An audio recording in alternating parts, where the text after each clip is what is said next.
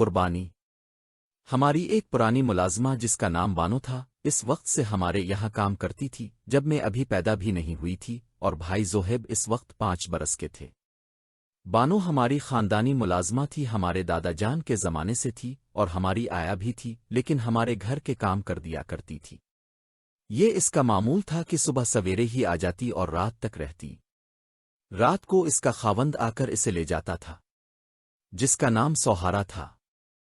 اس نے تقریباً 40 برس ہماری خدمت کی اور جب وہ بیمار رہنے لگا تو تایا جی نے اس کو رخصت دے دی اور وہ آزاد ہو گیا۔ اب کبھی وہ گھر پر رہتا اور کبھی جنگل سے لکڑیاں وغیرہ کاٹنے چلا جاتا، یوں اس کے کنبے کا گزارا کسی نہ کسی طرح ہو رہا تھا۔ بانو کی 4 بیٹیاں اور 2 بیٹے تھے۔ جب وہ کام کرنے آتی اس کے بچے گھر پر رہتے۔ سب سے بڑی لڑکی رقیہ بی بی اپنے چھوٹے بہن بھائیوں کو سنبھالتی اور گھر کا کام کاج بھی کر رکھتی۔ تایا اور بابا جان کی مشترکہ زمینداری تھی، لہذا سال بھر کا خرچہ وہ بانو کو اکٹھا گندم اور چاول کی چند بوریوں کی صورت میں فصل پر دے دیا کرتے تھے۔ ایک دن بانو نے آ کر بتایا کہ اس کے شوہر کی طبیعت بہت خراب ہو گئی ہے، اسے اسپتال لے جانا ہے۔ ابا جان فوراً سوہارے کو اسپتال لے گئے۔ ڈاکٹر نے بتایا کہ اس کو کینسر ہے اور آخری سٹیج ہے، یہ تھوڑے دنوں کا مہمان ہے۔ جس قدر علاج ہو سکتا تھا تایا جان نے کرایا، لیکن اس کا جو وقت آخر مقرر ہو چکا تھا اس میں کسی طرح کی توسیع نہیں ہو سکتی تھی، لہٰذا جتنی زندگی باقی تھی وہ اتنے دن سانس لے سکا اور پھر اس دنیا سے رخصت ہو گیا۔ اس کی وفات سے 2 ماہ پہلے بانو حد سے زیادہ پریشان رہنے لگی تھی۔ اس کا مسئلہ یہ تھا کہ بڑی بیٹی رقیہ اور بیٹے خیردین کی منگنیاں ہو چکی تھیں، وہ چاہتی تھی کہ شوہر کی زندگی میں وہ ان دونوں بچوں کی شادیاں کر دے۔ اس نے تایا جی سے تذکرہ کیا، وہ بولے ٹھیک ہے، تم بچوں کی شادی کی تیاری کرو اور شادی کے خرچے کی فکر مت کرو، وہ ہم کریں گے۔ اس طرح سوہارے کی وفات سے پہلے اس نے اپنی بیٹی اور بیٹے کی شادی کرا دی اور ایک بڑے فرض سے سپرد دوش ہو گئی۔ اس کے قریب المرگ شوہر نے بھی اپنی اولاد کی شادی کی خوشی دیکھ لی۔ یہ وٹے سٹے کی شادیاں تھیں، بیٹی کو پہلے رخصت کیا اور بہو کی رخصتی 2 ہفتے بعد لینی تھی کہ سوہارا چل بسا۔ عدت کی وجہ سے بہو کی رخصتی میں تاخیر پڑ گئی کہ وہ خود اسے لینے نہ جا سکتی تھی۔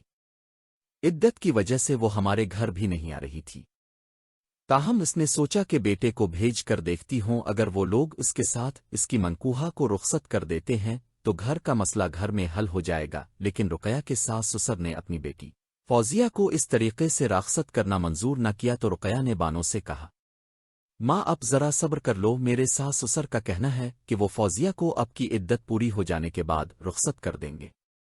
مرنے والا آخر تو ان کا تایزاد تھا، وہ چاہتے ہیں کہ سوگ پورا ہو جائے تو ان کی بیٹی اب کے گھر میں قدم رکھے۔ بڑی بیٹی کے سمجھانے سے بانو خاموش ہو رہی اور اس کی بہو ماں باپ کے گھر میں رہتی رہی۔ جب عدت کی مدت ختم ہو گئی تو بانو ہمارے گھر آئی۔ اس نے امی کو بتایا یہ معاملہ ہے جس کی وجہ سے وہ پریشان ہے۔ اس کی بیٹی تو ان کے گھر میں بس رہی ہے، لیکن اپنی بیٹی کی رخصتی میں وہ لوگ بہانوں سے کام لے رہے ہیں۔ اب جب کہ میری عدت اور سوگ کی مدت بھی ختم ہو چکی ہے، میں نے خیردین کو اس کی دال لانے کو بھیجا مگر انہوں نے انکار کر دیا ہے۔ والد صاحب بولے، بانو بی بی پہلے تو تم خود بہو کو لینے جاؤ، اگر وہ لوگ تمہارے جانے سے بھی اسے نہ بھیجیں تو پھر ہم مداخلت کریں گے۔ اپنے ساتھ ایک دور شتہ دار بھی لے جانا، فی الحال ہمار امداخلت کرنا درست نہیں، اس طرح ہو سکتا ہے وہ چڑھ جائیں اور تمہاری بیٹی کا گھر اجڑ جائے جو کہ ابھی اپنے گھر میں خوش ہے۔ رقیہ کو ماں کی پریشانی کا اندازہ تھا، لہٰذا وہ بھی اپنے گھر میں پریشان رہتی تھی۔ جب بھی میں کہ آتی ماں سے کہتی کہ میں اب واپس سسرال نہیں جاؤں گی، اب یہ شرط میرے ساس سسر پر رکھ دیں کہ جب تک وہ فوزیہ کو رخصت کر کے اب کے گھر نہیں بھیجیں گے، اب ان کی بہو یعنی کہ مجھے ان کے گھر نہ بھیجیں گی۔ بانو نے ایسا ہی کیا، رقیہ کو گھر بٹھا لیا۔ خیردین نے دیکھا کہ رقیہ کے میں کے بیٹھ جانے سے معاملہ خراب ہوتا ہے تو وہ از خود گھر داماد کی شرط کو پورا کرنے کے لیے سسرال چلا گیا اور وہاں رہنے لگا۔ اب بیٹا تو گیا ہی مگر شادی شدہ بیٹی جو ایک بچی کی ماں بن گئی تھی ماں کے در پر آ گئی تھی اور یہ پریشانی کی بات تھی۔ ماں نے رقیہ کو سمجھایا، بیٹی اگر ان لوگوں نے ضد پکڑ لی اور تم کو لینے کوئی نہ آیا تو عمر بھر میں کے بیٹھی رہ جاؤ گی، تب تیری بچی کا کیا بنے گا؟ یقینوں کسی دن آ کر اس کو تمہاری گود سے چھین کر لے جائیں گے۔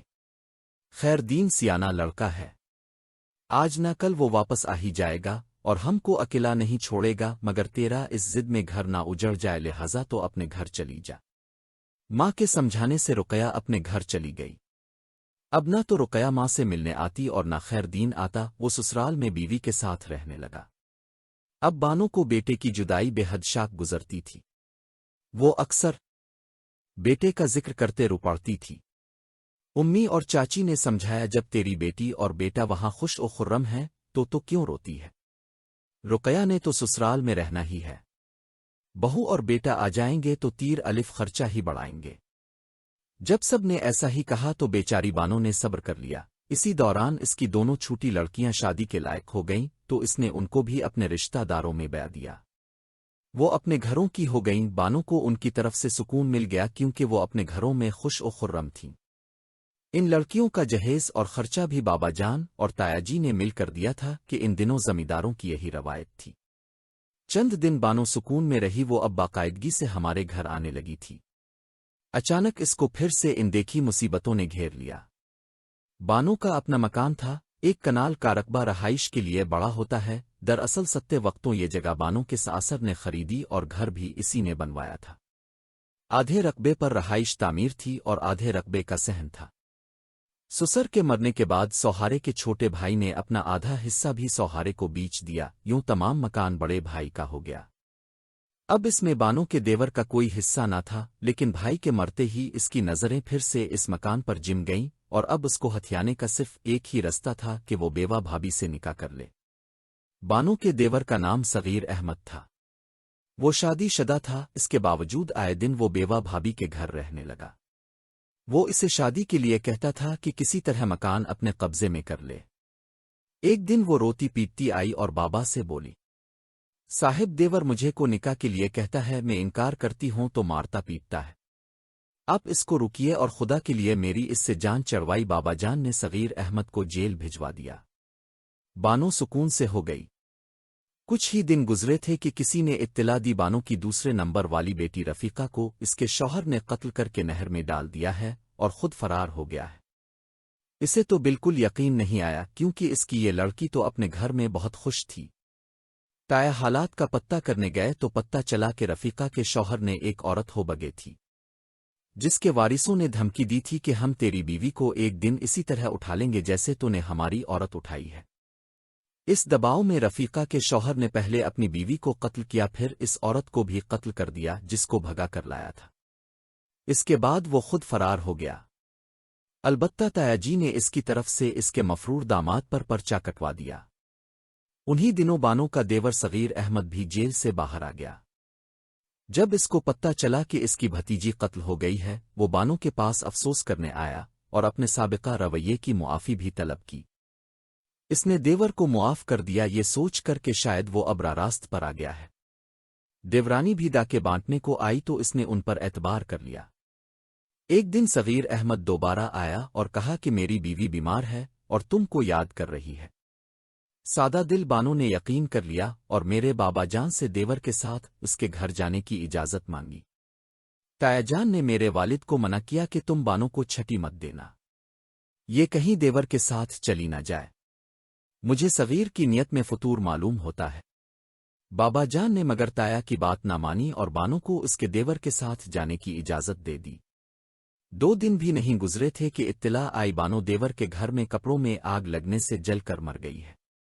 بابا جان اور تایا جی پولیس لے گئے، تفتیش پر پتہ چلا کہ بانو خود کل کر نہیں مری بلکہ دیور نے اس کو مار کر جلا دیا اور اس کی جلا دیا ہوئی لاش کو بانو کے سسرال کے دروازے پر پھینک کر خود فرار ہو گیا ہے۔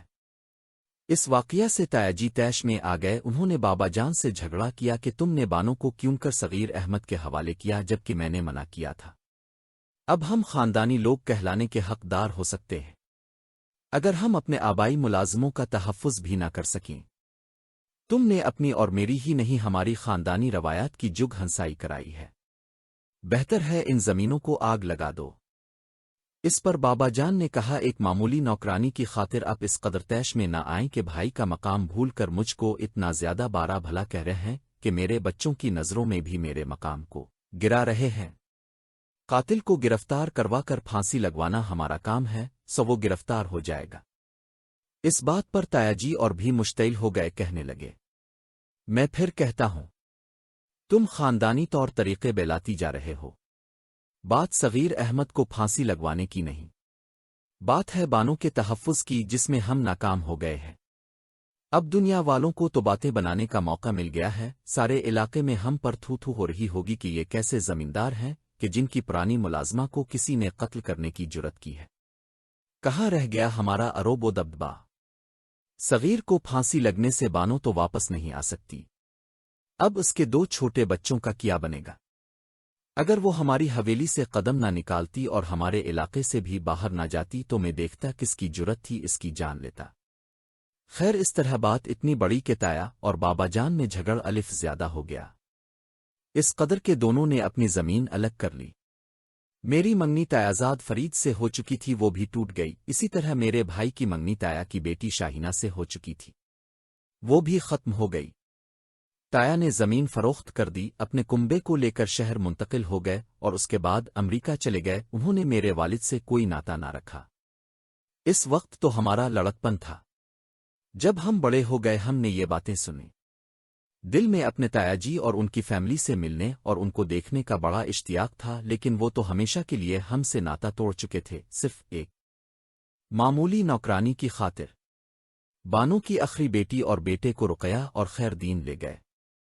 इस तरह इस घर की कहानी तो खत्म हो गई, लेकिन हमारे दिलों में ऐसी कसक रह गई जो हमको रह रह कर तकलीफ देती थी कि हम और तायाजी के बच्चे जिन्होंने एक साथ एक घर में जन्म लिया और पले बड़े कैसे एक दूसरे को भुला सकते थे। तायाजी अमरीका में फौत हो गए तो ताई वतन लूट आए। इन दिनों अभी पाकिस्तान वजूद में न आया था और उनका मैका दहली में था। वो अपने मैके दहली चली गईं और हम तो यहाँ सादिकाबाद में रहते थे, बाद में पाकिस्तान बन गया। हम उधर और वो इधर के हो रहे। हम सब बहन भाइयों की शादियां हो गईं, बाबा जान भी इस जहां को सुधार गए। वक्त गुजरते देर नहीं लगती। कई बरस गुजर गए, दिल से मिलने की आस न गई। अब तो वो और मुख के और हम और मुख के हो चुके थे। वीजा की पाबंदियां थीं, मगर मैं हमेशा दुआ किया करती थी ये काश हम ताया की फैमिली से मिल पाते। कभी कभी दाएं देर से कबूल हो जाती हैं, मेरी भी दाआ कबूल हो गई। हुआ यूं कि हमारी एक फूफी गुजरांवाला से लाहौर शिफ्ट हो गई थी। उनके बेटे की शादी का कार्ड मिला तो हम मुकर्ररा तारीख से 2 दिन पहले सादिकाबाद से बजरिया कार लाहौर रवाना हो गए। जब फूफो के घर के नज़दीक पहुंचे तो जो नाबी हमारी कार में उनके घर की गिल्ली में दाखिल हुई पीछे, और कारें भी आ गईं और हम आगे पीछे उनके बंगले के गेट से अंदर पहुंचे। फूफो ने इस्तकबाल किया। हमसे मिल रही थीं कि पिछली कार के मेहमानों को देखकर उनकी तरफ लपकें और मोहब्बत से एक एक को गिले लगाने लगे।